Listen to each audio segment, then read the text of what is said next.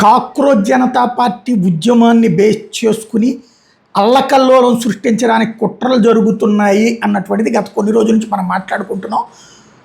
ఒకటి, ధర్మేంద్ర ప్రధాన్ని తీసేస్తే ఏంటంట అనేటటువంటి ఒక ఫీలింగ్ని క్రియేట్ చేయడంలో వీళ్ళు సక్సెస్ అయ్యారు. అది ఒక ఎత్తు అయితే, ఇప్పుడు అసలు అంశం తాజాగా వెలుగులోకి వచ్చింది.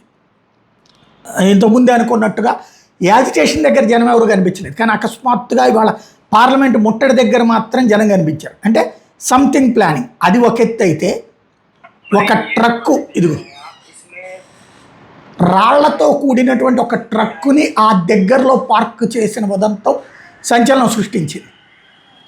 అక్కడ సాధారణంగా ఎలక్షన్స్ ఇదే, ఇప్పుడు పార్లమెంట్ సెషన్ జరుగుతుండగా ఏవి నాట్ అలౌడ్, ఇంకోటి ఏ కన్స్ట్రక్షన్ లేవు, కన్స్ట్రక్షన్ కూడా కాదు, రాళ్లతో కూడినటువంటి ఒక లారీ అక్కడ పెట్టబడి ఉంది. అదిగో ఇవి చూడండి, అందులో ఇవి ఇవి కూడా కాదు, కంకర రాళ్ళు ఇట్లా కానీ కాదు, అన్ని రకాల రాళ్ళు ఉన్నాయి అందులో, ఇటుకు రాళ్ళ దగ్గర నుంచి ఇవన్నీ. ఇది ఇప్పుడు సంచలనం సృష్టిస్తోంది.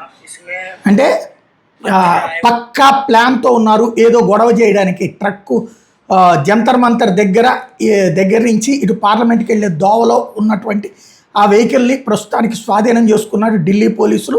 దీన్ని బట్టి పక్కా కుట్రతో ఉన్నారన్నటువంటి విషయం అయితే ఉంది. మరి ఏం జరుగుతుంది? పార్లమెంట్ సభ్యుల మీద దాడులు జరుగుతాయా, ప్రభుత్వం మీద దాడులు జరుగుతాయా, పోలీసుల మీద దాడులు జరుగుతాయా అన్నటువంటిది చూడాల్సి ఉంది. ఇష్యూ సీరియస్గా నడుస్తుంది ఇప్పుడు.